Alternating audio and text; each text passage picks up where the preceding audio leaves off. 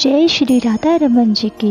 स्वागत है आपका अपने YouTube channel Radha Raman VNS में। आज हम चर्चा करेंगे शरद पूर्णिमा के विषय में। हिंदू धर्म में पूर्णिमा का विशेष अधिक महत्व होता है। अश्विनी मास के शुक्ल पक्ष की पूर्णिमा को शरद पूर्णिमा, राज पूर्णिमा या कोजोगारी पूर्णिमा भी कहते हैं। इस रात्रि में चंद्रमा 16 कलाओं से परिपूर्ण होता है। इस पावन रात्रि में चंद्रमा से निकलने वाली किरणें अमृत के समान होती हैं। इसी दिन से पुण्य प्रदाता कार्तिक मास के यम नियम, व्रत, स्नान और दीपदान आरंभ हो जाता है। शरद पूर्णिमा से लेकर कार्तिक पूर्णिमा तक नित्य प्रति संध्या के समय तुलसी माता और खुले आकाश के नीचे दीपदान करने से दुख दरिद्रता का नाश होता है। ऐसी मान्यता है कि इस दिन माता लक्ष्मी धरती पर भ्रमण के लिए आती हैं। ज्योतिष मान्यता के अनुसार जो भक्त इस रात माता लक्ष्मी की षोडशोपचार विधि से पूजा करके श्री सुक्तम का पाठ, कनक धारा स्रोत, विष्णु सहस्त्रनाम का पाठ करते हैं, उनके कुंडली में धन योग नहीं होने पर भी माता लक्ष्मी उन्हें धन धान्य से संपूर्ण कर देती है।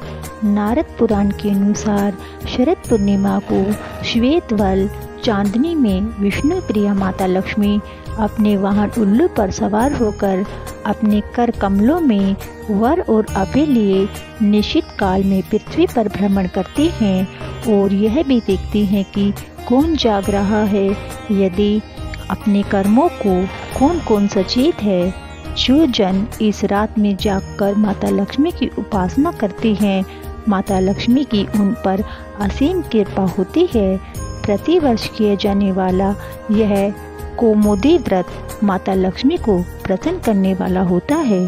शरद पूर्णिमा की रात्रि को घर की छत पर खीर बनाकर रखें। शरद पूर्णिमा पर चांद की किरणें खीर में पड़ने से यह औषधि के रूप में लाभ पहुंचाती है।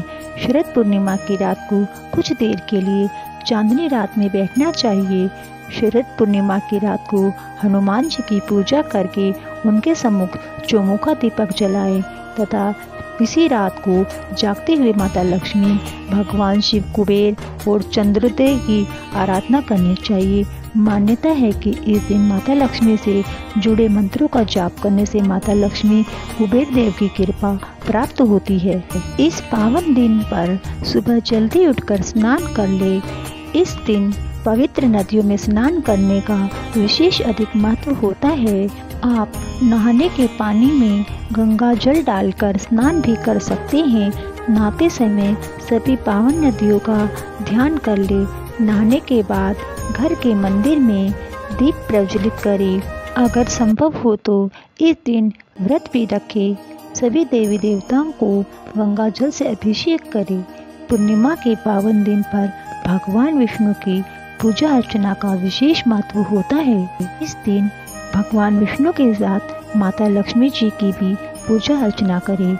श्री हरि भगवान को तुलसी समर्पित करें। पीले फलों का भोग लगाएं। पीले फूल समर्पित करें। धार्मिक मान्यता के अनुसार तुलसी के बिना भगवान विष्णु कोई भी भोग स्वीकार नहीं करते। इस बात का ध्यान रखें कि भगवान को सिर्फ सात्विक चीजों का ही भोग लगाया जाता है।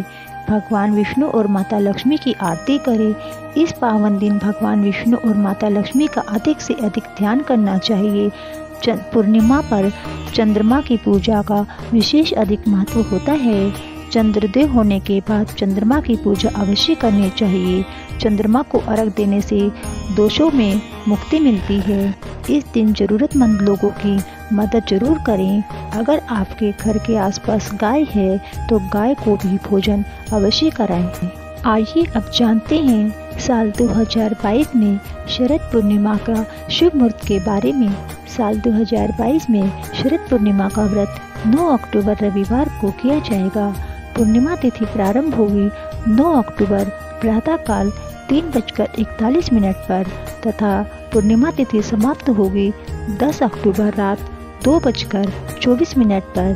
शरद पूर्णिमा के दिन चंद्रोदय का समय रहेगा 9 अक्टूबर सायंकाल 5:51 पर। आइए अब शुरू करते हैं शरद पूर्णिमा की एक पौराणिक कथा। एक साहूकार की 2 पुत्रियां थी। वे दोनों पुत्रियां पूर्णिमासी का व्रत करती थी। बड़ी बहन तो पूरा व्रत करती थी, परंतु छोटी बहन अधूरा व्रत करती थी। छोटी बहन के जो भी संतान होती वह जन्म लेते ही मर जाती थी, परंतु बड़ी बहन की सारी संतानें जीवित रहती। एक दिन छोटी बहन ने बड़े बड़े पंडितों को बुलाकर अपना दुख बताया तथा उसने कारण पूछा। पंडितों ने बताया कि तुम पूर्णिमासी का अधूरा व्रत करती हो, इसलिए तुम्हारी संतानों की अकाल मृत्यु हो जाती है। पूर्णिमा का विधि पूर्वक पूर्ण व्रत करने से तुम्हारी संतानें जीवित रहेंगी। उसने पंडितों की सलाह पर पूर्णिमासी का पूरा व्रत विधि पूर्वक किया। कुछ समय के बाद उसके लड़का हुआ, लेकिन वह भी शीघ्र ही मर गया। तब उसने लड़के को पीढ़े पर लिटाकर उसके ऊपर कपड़ा ढक दिया। फिर बड़ी बहन को बुलाकर लाई और बैठने के लिए वही पीढ़ा दे दिया। बड़ी बहन जब पीढ़े पर बैठने लगी तो उसका वस्त्र बच्चे को छू गया।